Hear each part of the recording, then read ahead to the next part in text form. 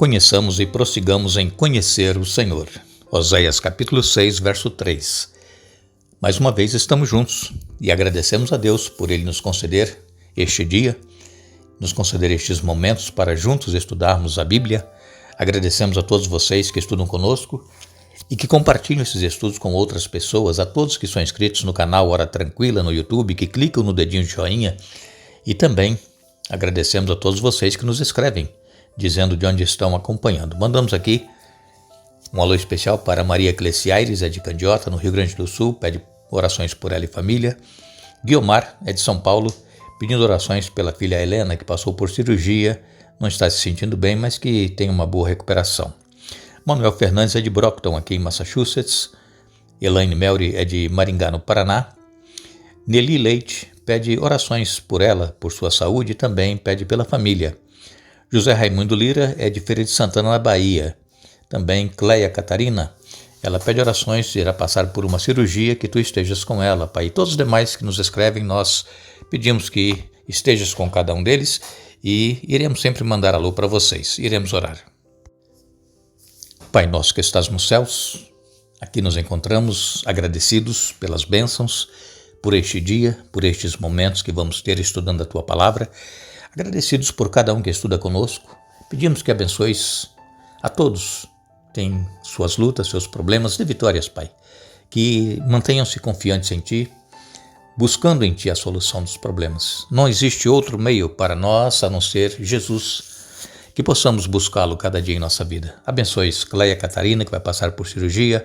Abençoe Maria Cleciaires e família. Também a Guiomar, especialmente a filha Helena, que passou por cirurgia, não está se sentindo bem. Abençoe também Manuel Fernandes, de Brockton, Elaine Melry e família. Nelly Leite pede por sua saúde, também pela família. Abençoe também José Raimundo Lira e todos os demais, Pai. Em nome de Jesus. Amém. Estamos dando sequência ao estudo da semana, falando sobre mais testemunhos a respeito de Jesus. E ontem nós falamos do testemunho do Pai, Deus se manifestando algumas vezes com voz audível, e as pessoas ouviam Deus falar: "Este é o meu Filho amado em quem sinto alegria". E isso aconteceu no batismo de Jesus, isso aconteceu também no Monte da Transfiguração. Deus, ele estava sempre procurando fazer com que as pessoas entendessem e aceitassem a Jesus, o seu Filho, como o Messias, como o enviado de Deus. E infelizmente muitas pessoas rejeitaram. E ainda hoje, muitos rejeitam aceitar a Jesus, continuam relutando. E iremos hoje ver o testemunho de multidão a respeito de Jesus. E vamos começar lendo em João capítulo 7, nos versos 37 e 38, nos diz assim: "No último dia, o mais importante da festa, Jesus se levantou e disse em alta voz: Quem tem sede, venha a mim e beba, pois as Escrituras declaram: rios de água viva brotarão do interior de quem crer em mim." Aqui nós encontramos João, o evangelista, relatando várias vezes em que Jesus fez declarações que poderíamos considerar declarações ousadas sobre si mesmo, sobre quem ele é e o que veio fazer. Jesus, no meio da multidão, no último dia da grande festa, a festa da Páscoa, era a maior festa dos judeus. E Jesus, então, ali no meio, como todos as demais pessoas, não tinha nenhuma característica que o distinguisse como divino, né? Nenhuma auréola sobre a sua cabeça, e nem aquele traje que nós vemos pintados aí, né, com uma roupa bonita, uma tarja vermelha assim. Não, nada disso. Jesus estava vestido como os demais judeus. Jesus era simples. Jesus, ele era humilde, e ele então se levanta no meio da multidão e diz: olha, se alguém tem sede, venha a mim e beba.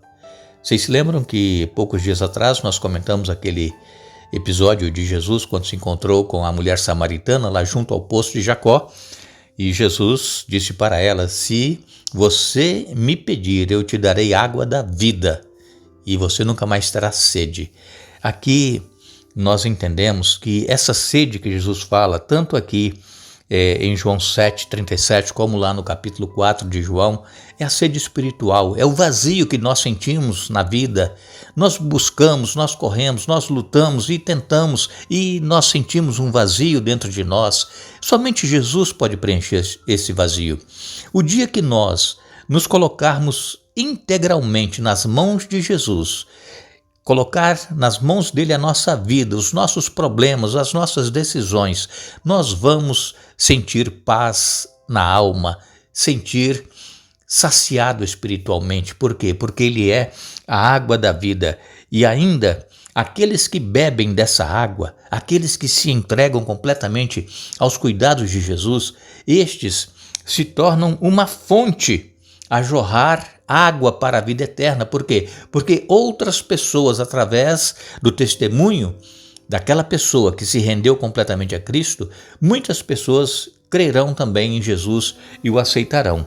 Aqui, então, Jesus afirmando sobre si mesmo que ele poderia dar água para todos aqueles que tinham sede e poderiam assim se sentir espiritualmente saciados e se tornarem uma fonte de água viva.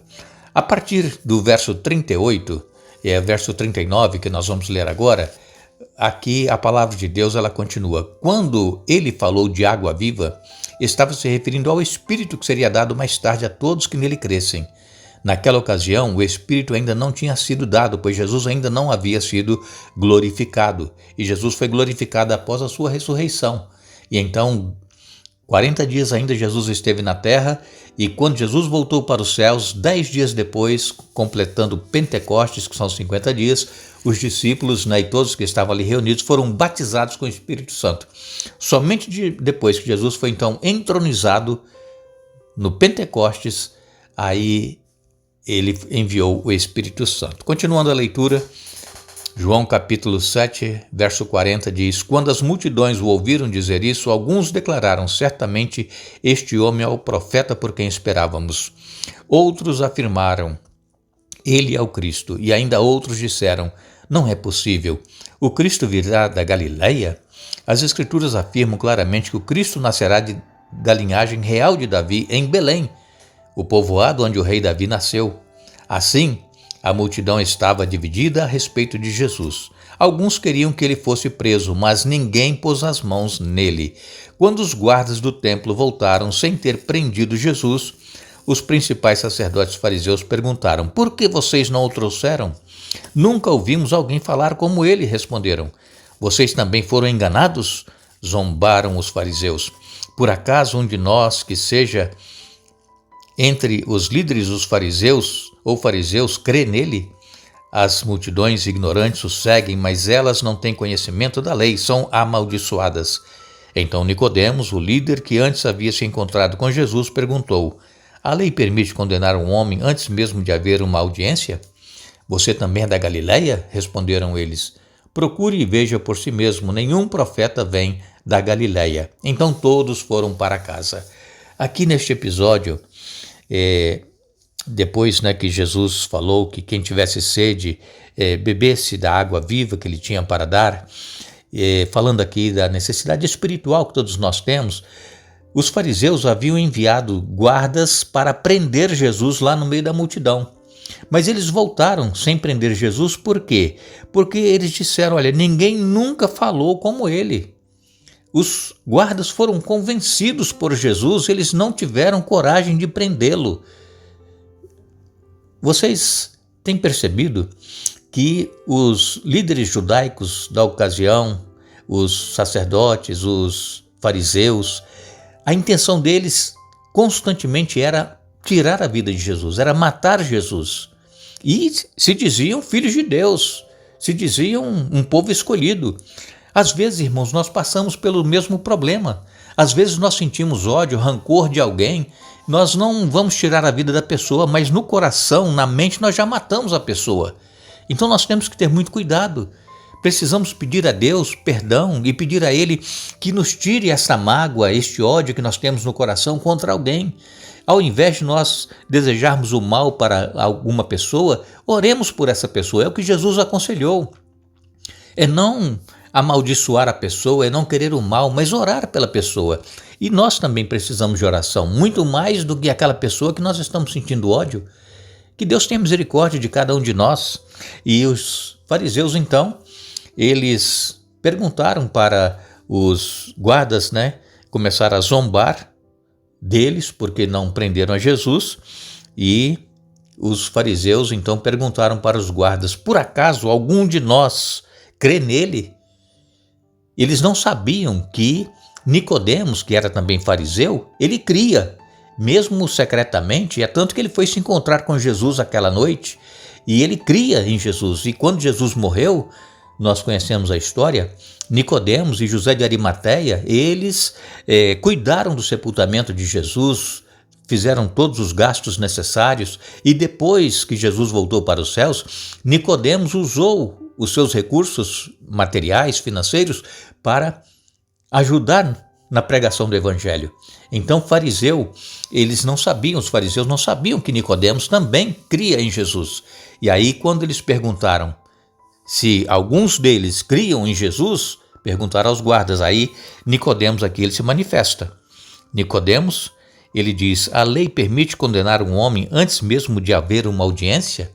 Os líderes judaicos, os fariseus, queriam condenar Jesus antes de ouvi-lo. E aqui Nicodemos então se levanta e defende. Não poderia matar Jesus sem que ouvisse ele primeiro, sem que ele se defendesse. E depois então, como nós dissemos, Nicodemos, cuidou do sepultamento de Jesus e usou seus recursos para a pregação do evangelho. A palavra de Deus, irmãos, ela é poderosa. Jesus, ele é poderoso. Muitas pessoas rejeitam a Jesus.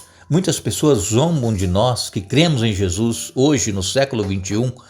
Crer na palavra de Deus, isso é algo que a maioria das pessoas não aceitam, porque eles dizem que este livro foi escrito por pessoas e colocaram aqui o que eles queriam, e essas pessoas que falam isso é porque elas não conhecem, nunca leram a Bíblia e buscaram aqui entender e aceitar o toque do Espírito Santo em seu coração.